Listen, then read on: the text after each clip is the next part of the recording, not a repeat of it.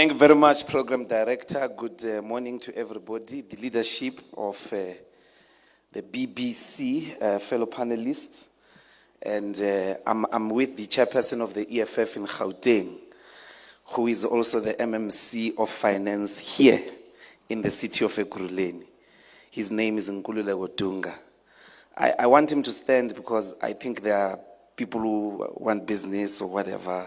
You should know him. Please wave. This is the MMC.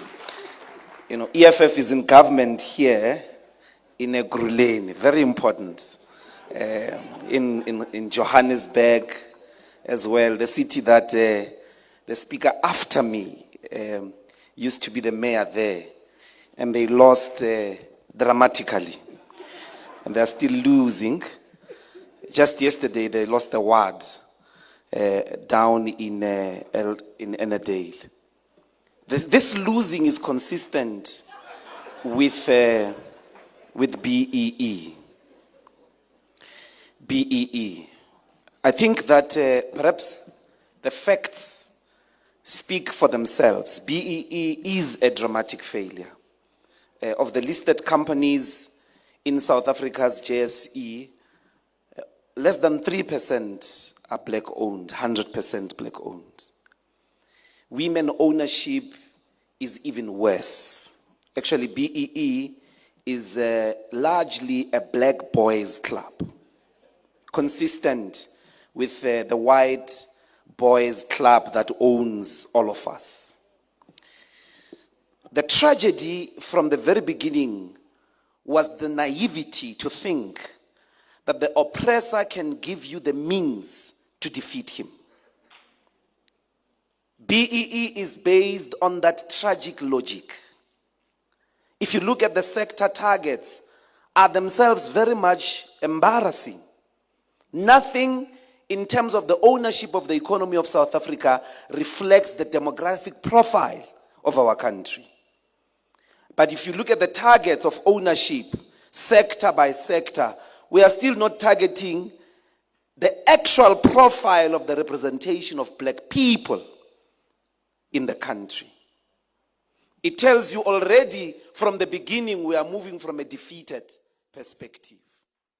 And capitalism in its nature is the cold, ruthless march of profit for profit's sake. How could you depend on people whose intention, whose entire project in life is the pursuit of money for money's sake to transform anything? So it was naive in our view from the beginning to think you could ask South Africa's white capitalist owners to include, number one, black people, number two, to transform the economy against their own domination. We've got to look elsewhere. So as the EFF, which were proudly a politically socialist organization, we don't have any hopes that BEE can transform the economy. How much lack of confidence must you have? And this is another important thing about the ANC. The ANC doesn't believe in black people. Wherever they are situating black people, they want them to be under some white supervision. The tragedy of Eskom tells you the amount of confidence they had on the Reuters, defending him left, right, and center, pure white incompetence. But everywhere that they have done, the entire approach to the economic transformation of the country, to the economic development of the country, is about the fact that they can't do anything without white supervision. There is no single developed country in the world, and this is a fact. In the history of capitalist development, there's no single country in the world that developed by putting faith in the private pursuit of profit for profit's sake. No capitalist on their own, anywhere, particularly in Euro-America, developed any country. Most, in fact, all the developed countries have had the state at the center of development. So, number one, how are we going to transform South Africa? We can't give up on the state. The Americans didn't. After World War II, go look what Euro-America did. At the center of the recovery, before they privatized under Thatcher, were state-owned companies, were protected industrial development, protecting them from international competition, the policies that were called protection of infant industries, such that when they are big and competent, then they let them go into the market. The state must be at the center of the development of South Africa's economy. So what has happened to the state in the last 30 years?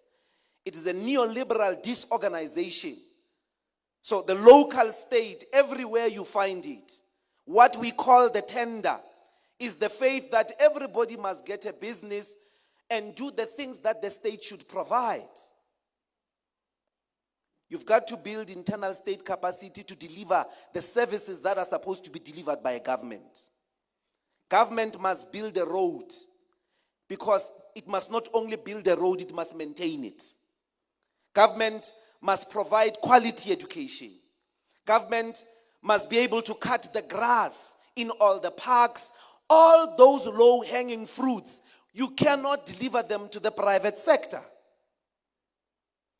And what becomes the state role in the creation of big business? Proper business, innovative business. Not chance takers who are busy asking, for small favors in exchange of bribes. Proper business. Black people can't participate in innovative businesses for a very simple reason. Because you don't have a bank of your own. The South African banks don't believe in you. They don't believe in black talent. They'll never give you enough money to be able to become a captain of industry. There's nothing we can do until we have a bank of our own. So step number one, we need a bank. And that bank must become a state bank. That is going to waste money on you, like the apartheid government did on Afrikaners. That is going to give you funding, give you 40 years minimum, like Toyota. The story of Toyota, which at the moment, there's no village in the world without a Toyota, in the world. But if you look at the story of Toyota, it was properly supported by the state for 40 years until it became the giant that it is. It's the story of a number of companies. The strongest agricultural sector in the world is in the United States, but it's the most protected from international competition. We cannot give up on the state because the ANC destroyed it. It is the only thing you have as black people. You can't fold your arms and all go into a mode of condemning government. It is the only shield, it is the only gain of the liberation movement. We've got to build state capacity. We've got to use the government. We've got to use the state to transform our lives. White people are not going to develop you. White people are not going to save you from poverty. If you don't know, the last 30 years is evidence. White people themselves, to become the rich people that they are, used the state.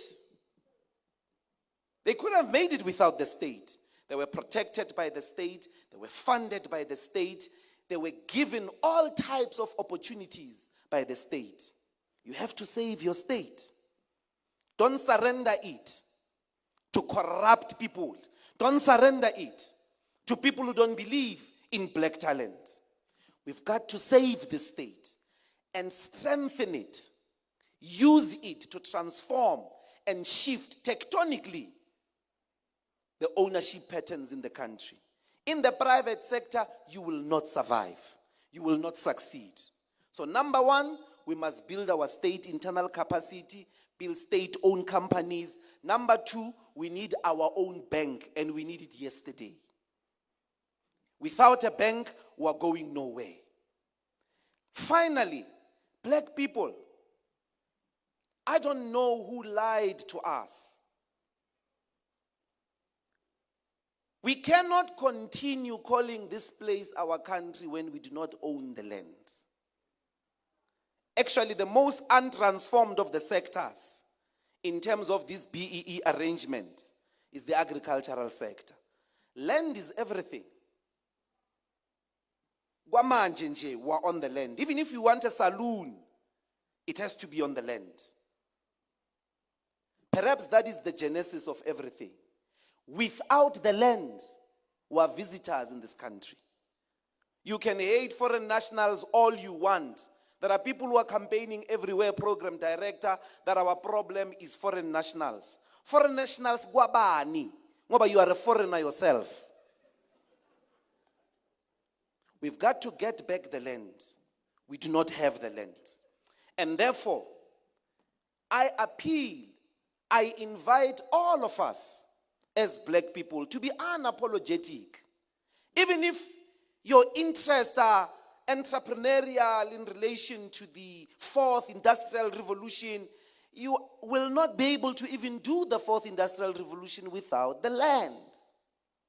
You don't have land. That's why the banks won't give you funding, because you don't have the land.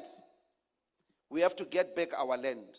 We have to build internal state capacity and use the state to transform the economy. Thirdly, we need our own bank. That is the path to economic freedom in our lifetime. Thank you very much.